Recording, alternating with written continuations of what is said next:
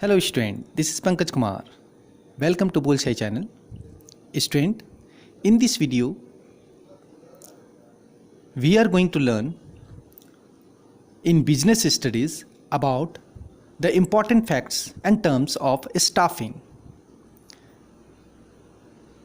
Student, video के अंत तक बने रहिए और सारे important facts, difference between or distinguish between ये सारे terms मैं I am going to explain. So listen my words carefully so that you can understand each and every important point of this chapter in business studies. Student, business studies में हम लोग जो आज इस session में staffing के बारे में जानने जा रहे हैं, तो किसी भी चैप्टर को अंडरस्टैंड करने के लिए एट फर्स्ट व्हाट इज़ के बारे में नॉलेज होना चाहिए. I mean what is staffing अगर आपसे पूछा जाए तो वो क्या है. आफ्टर दैट मैं इसके इम्पॉर्टेंस को बताऊंगा, इसके नीड को बताऊंगा. एंड आफ्टर दैट इस चैप्टर में स्टूडेंट कुछ important distinguish betweens I mean difference between पूछे जाते हैं. तो एटलीस्ट सारे डिफरेंस बिटवीन में स्टूडेंट्स आप लोगों को एग्ज़ाम में एटलीस्ट 4 पॉइंट्स मेंशन करना होता है. सो मैं उन सभी क्वेश्चंस के 4 पॉइंट्स डिस्टिंग्विश बिटवीन के आधार पर बताऊंगा. So listen carefully, of course you can understand.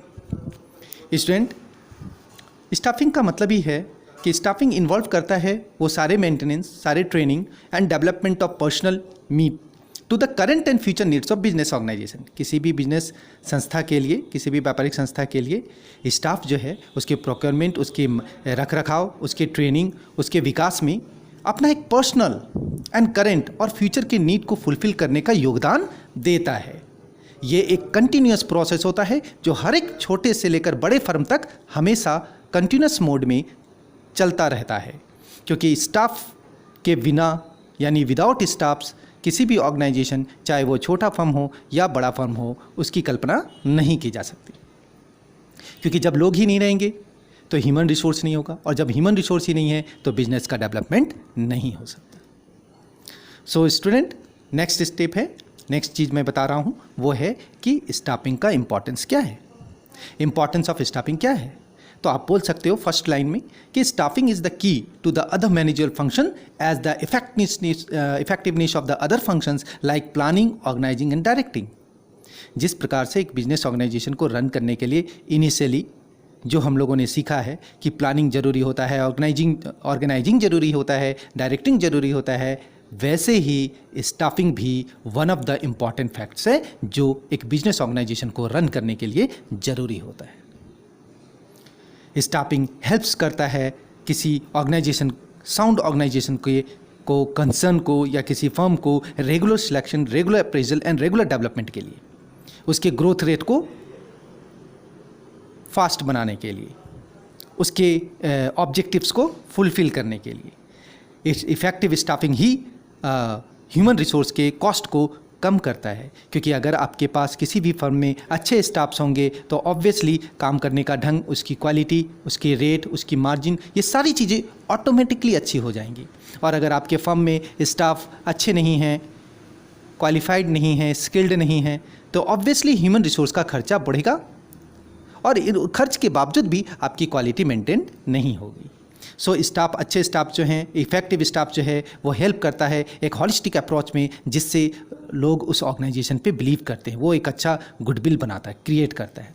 एक अच्छा स्टाफ इंश्योर करता है वैसे लोगों को, क्योंकि हम लोग एक अच्छे बिजनेस ऑर्गेनाइजेशन के डेवलपमेंट में जहाँ काम करने वाले स्टाफ स्किल्ड होते हैं, हाईली क्वालिफाइड होते हैं, प्रोफेशनल्स होते हैं, वो नए नए टेक्निक से काम करते हैं, तो उस ऑर्गेनाइजेशन में जो क्वालिटीज़ होती है, ट्रेनिंग और डेवलपमेंट का जो ऑब्जेक्टिव्स होता है, वो in short span of time, in short cost में ही रेडी हो जाता है. मीन्स समय और टाइम एंड कॉस्ट दोनों की बचत होती है, क्योंकि स्टाफ अच्छे हैं.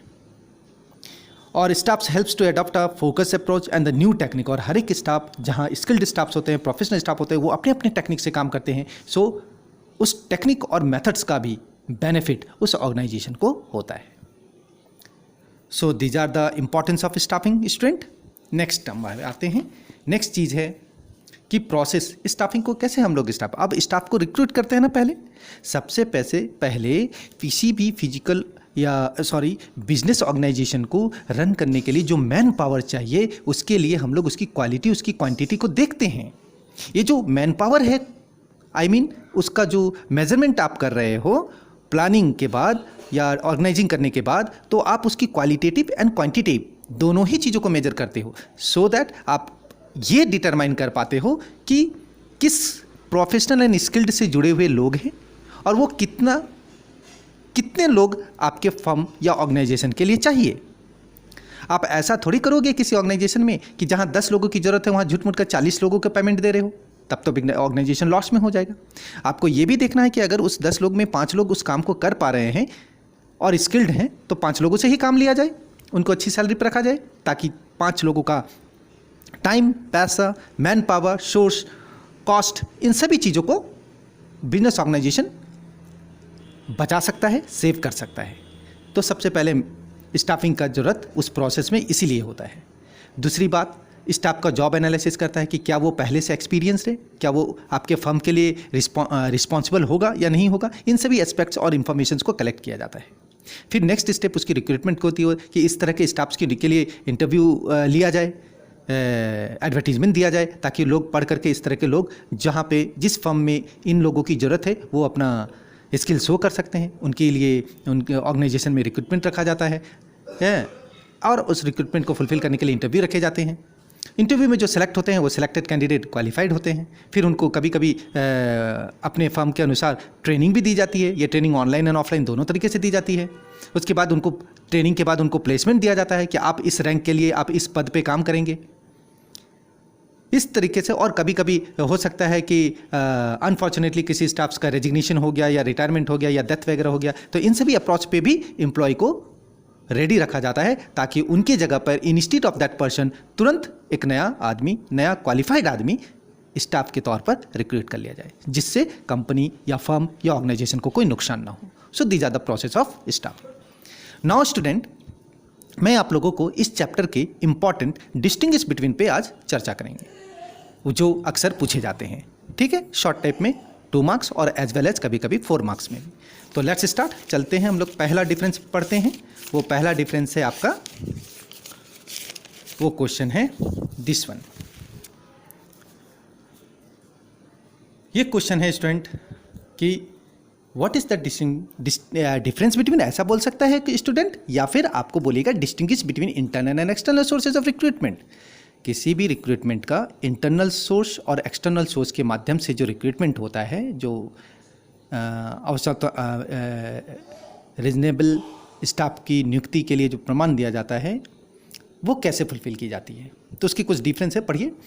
Internal sources and external sources. Internal sources में क्या होता है कि रिक्रूटमेंट अंदर ही अंदर होता है, कंपनी यानी फर्म के अंदर ही रहता है, वैकेंसीज भी अंदर ही निकलते हैं, लोग अंदर जो काम कर रहे हैं ऑलरेडी एग्जिस्टेड है, उनको ही ये पता होता है, और सिलेक्शन वहीं के एक्सपीरियंस्ड कैंडिडेट में से किया जाता है।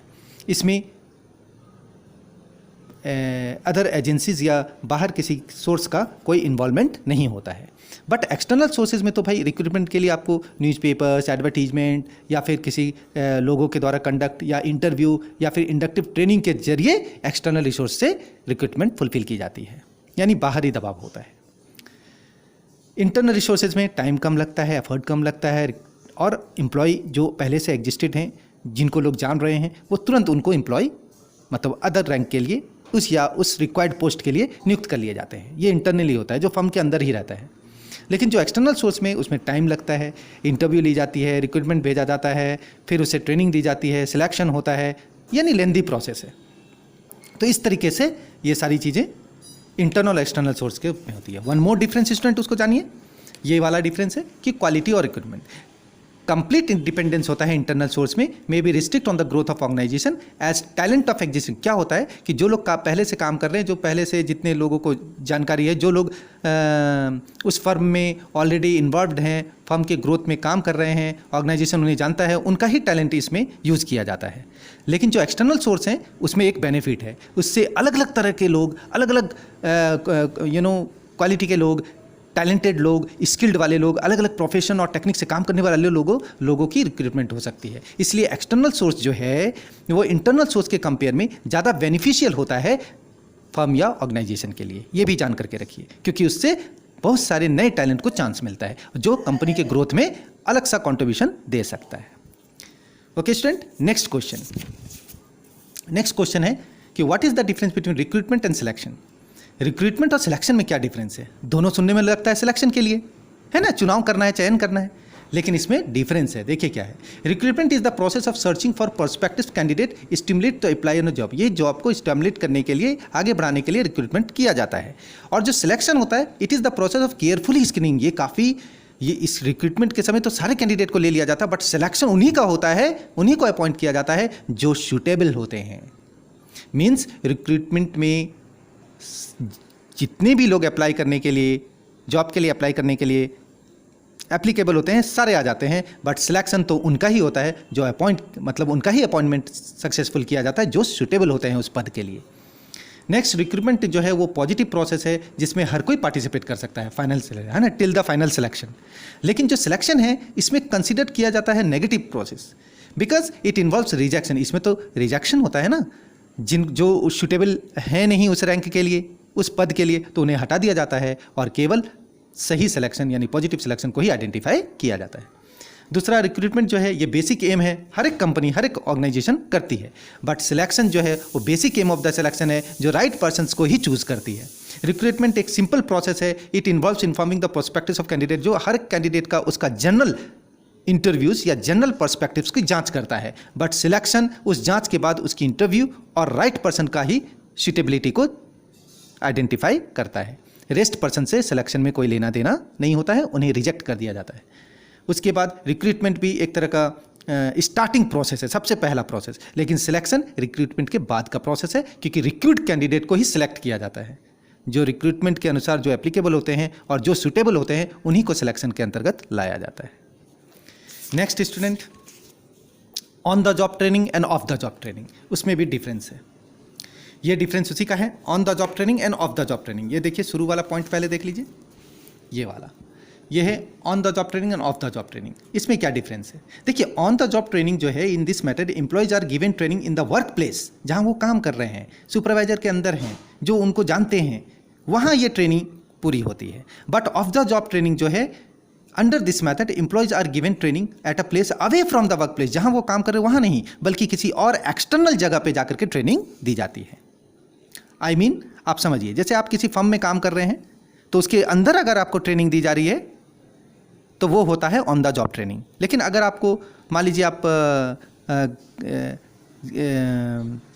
आदित्यपुर जैसे इंडस्ट्री इलाका में काम कर रहे हो और आपको ऑफ द जॉब ट्रेनिंग के लिए आपको पुणे भेजा गया है या हैदराबाद भेजा गया है या किसी अदर प्लेस पे भेजा जा रहा है, तो वो ऑफ द जॉब ट्रेनिंग हो गई, बिकॉज वर्क प्लेस चेंज हो जा रहा है।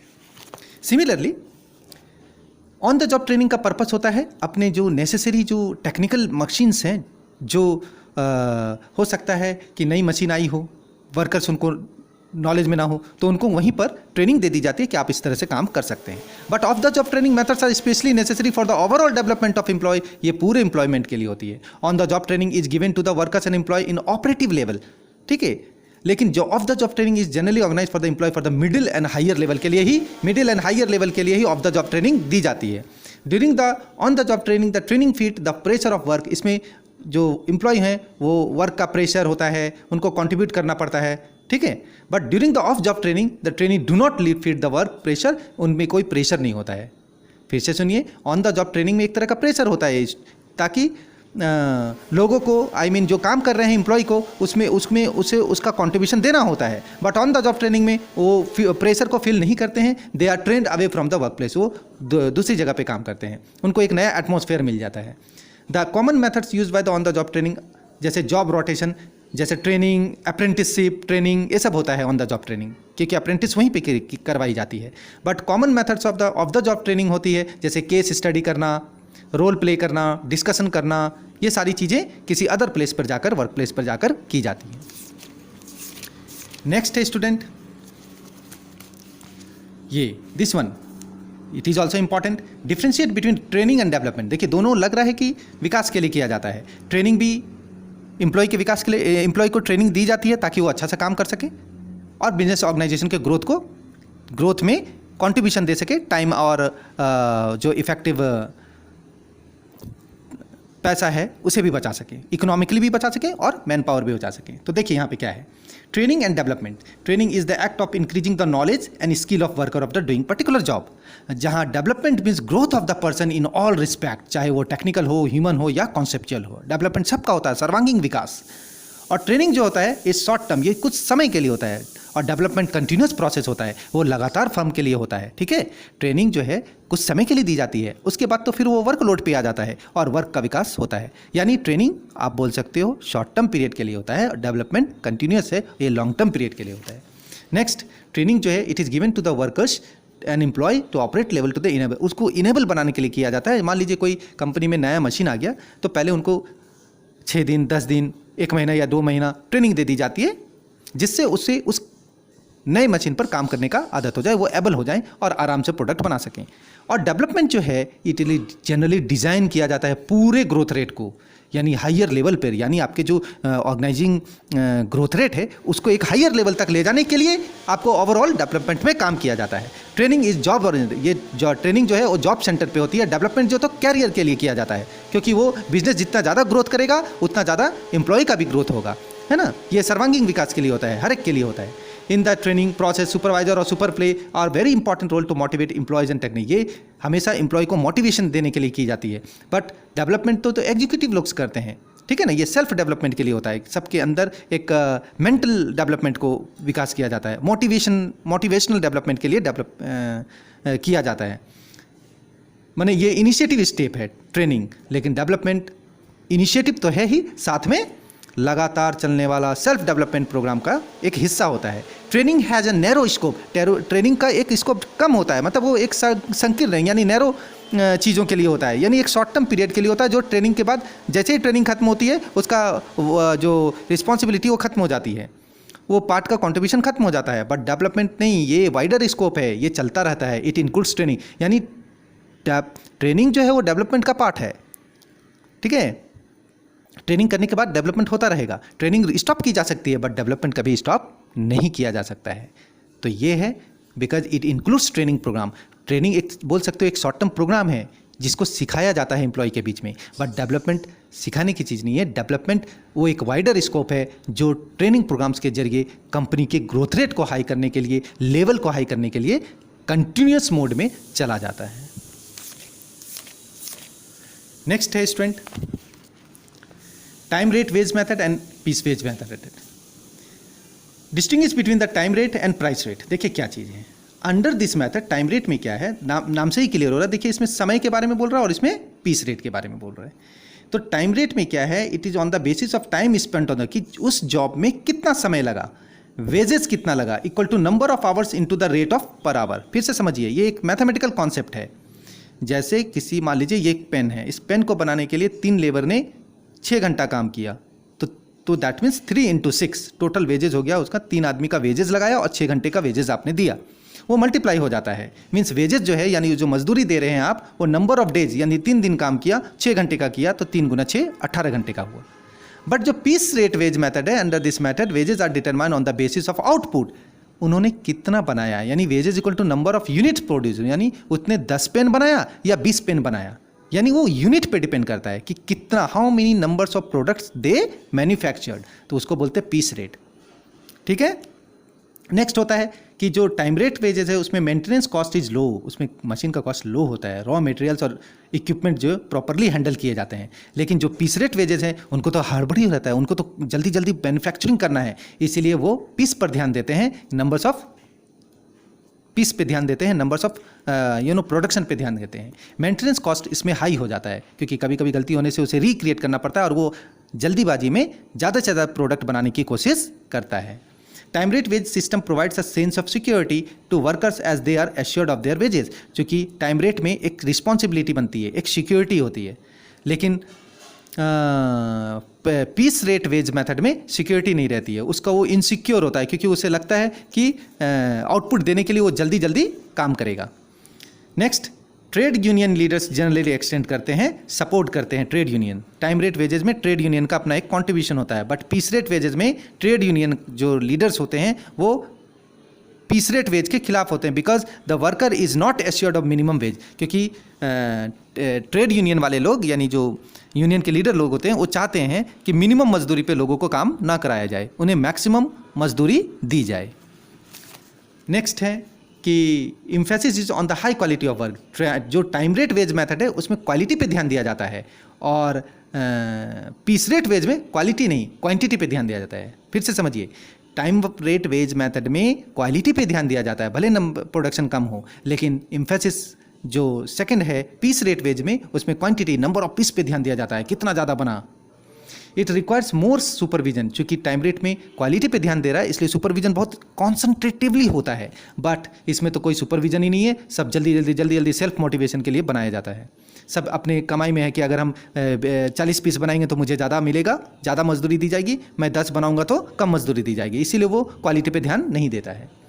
और टाइम रेट वेज मेथड में प्रोडक्टिविटी जो है ऑलवेज मतलब एक एफर्ट और रिवॉर्ड के लिए किया जाता है कि कौन एम्प्लॉय कितना अच्छा काम किया, बट इसमें रिवॉर्ड नहीं, इसमें एफर्ट और रिवॉर्ड सिर्फ प्रोडक्टिविटी एफिशिएंसी के लिए दिया जाता है कि आपने कितना नंबर ऑफ पीस बनाया।